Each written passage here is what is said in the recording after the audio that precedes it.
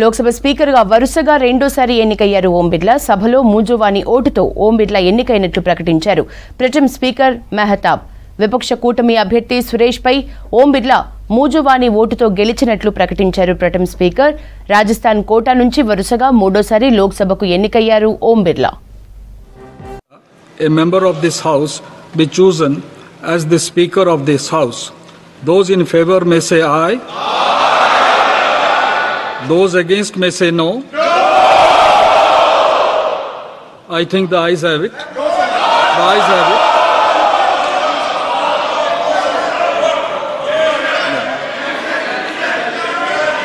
The motion is adopted.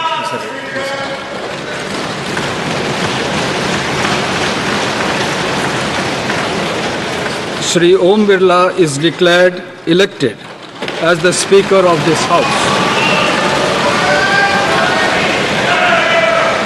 Since the first motion moved by Shri Narendra Modi has been adopted, that Shri Om Birla, a member of this House, be chosen as the Speaker of this House.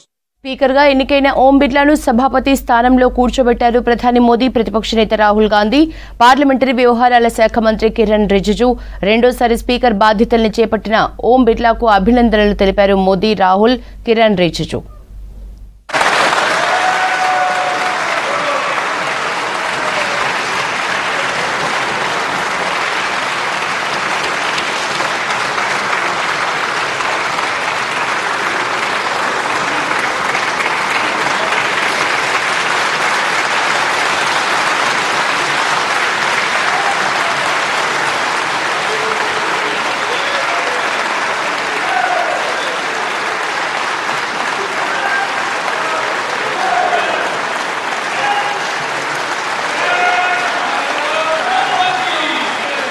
आपके chair है, आप संभालें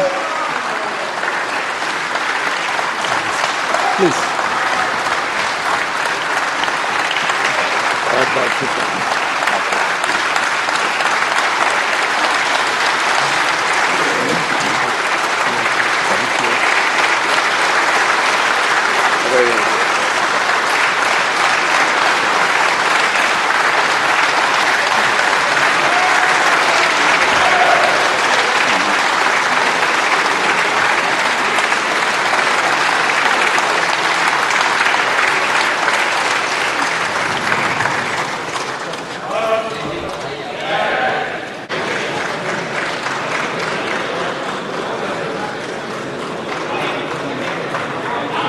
రెండోసారి లోక్సభ స్పీకర్గా ఎన్నికైన ఓం బిర్లా 1962లో రాజస్థాన్లో శ్రీకృష్ణ బిర్లా, శకుంతలాదేవి దంపతులకు జన్మించారు. Quota, అజ్మీర్లో విద్యను అభ్యసించారు.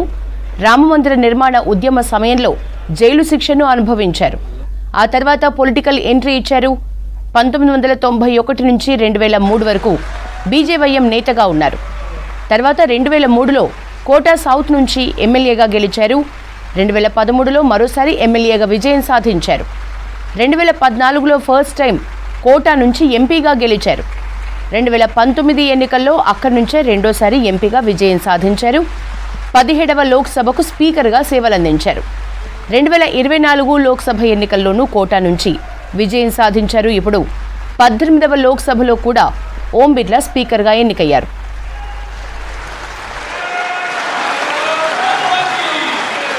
आपके चेयर है, आप संभालें प्लीज.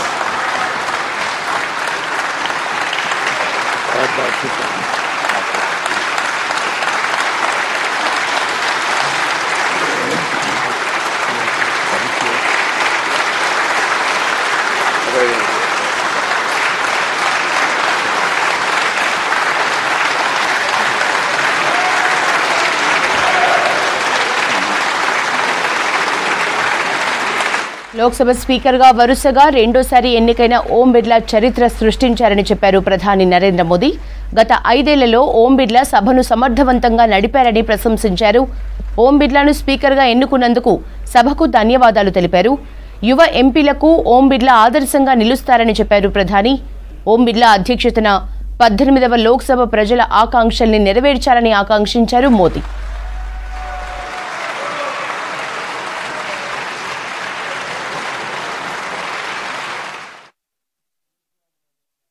बहुत बड़ा दायित्व आपको मिला है और आपका 5 वर्ष का अनुभव और आपके साथ हम लोगों का 5 साल का अनुभव, हम सबका विश्वास है कि आप आने वाले 5 साल हम सबका मार्गदर्शन भी करेंगे और देश की आशा अपेक्षाएं पूर्ण करने के लिए ये सदन अपना दायित्व निभाने में आपकी बहुत बड़ी भूमिका रहेगी।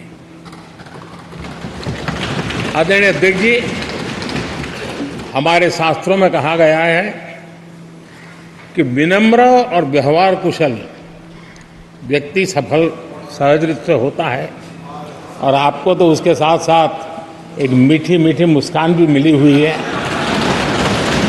आपके चेहरे को ये मीठी मीठी मुस्कान पूरे सदन को भी प्रसन्न रखती है। मुझे विश्वास है आप हर कदम पर नए प्रतिमान, नए कीर्तिमान गढ़ते आए हैं। 18वीं लोकसभा में स्पीकर का कार्यभार दूसरी बार संभालना ये अपने आप में एक बड़ा नया रिकॉर्ड बनते हम देख रहे हैं। श्री बलराम जाखड़ जी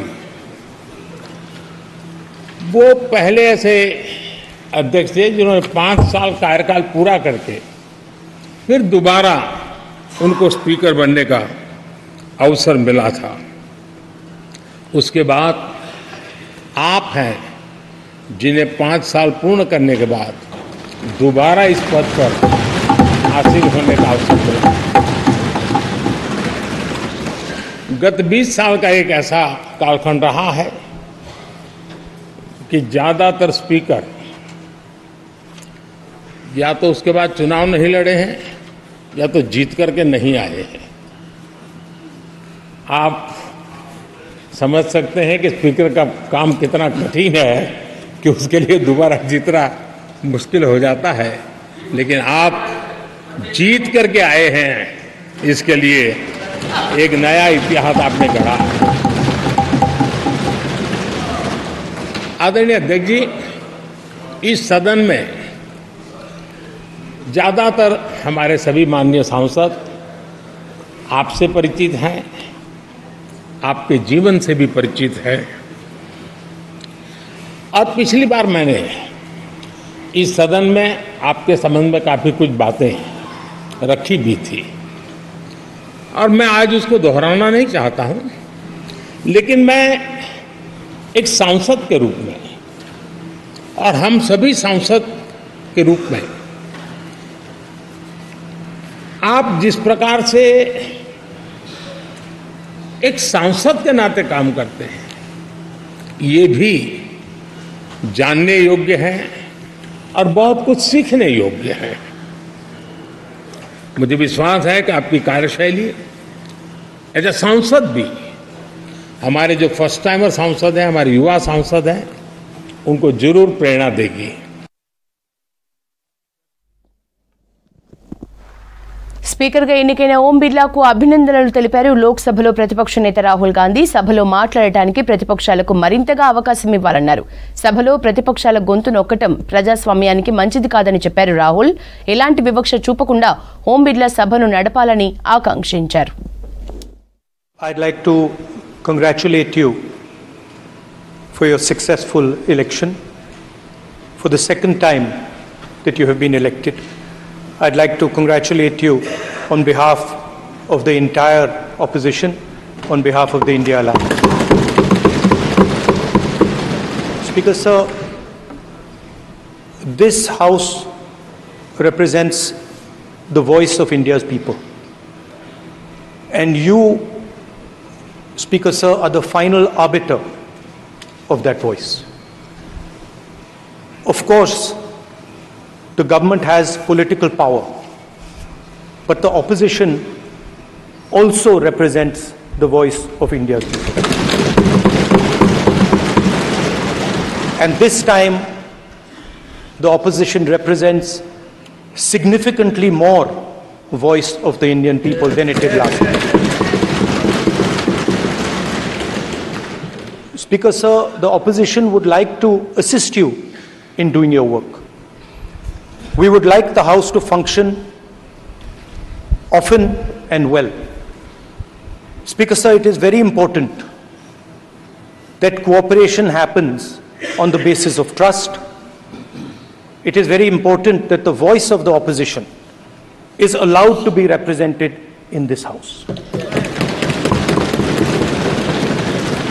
I'm confident that you will allow us to represent our voice, allow us to speak, allow us to represent the voice of the people of India. Speaker, sir, the question is not how efficiently the House is run.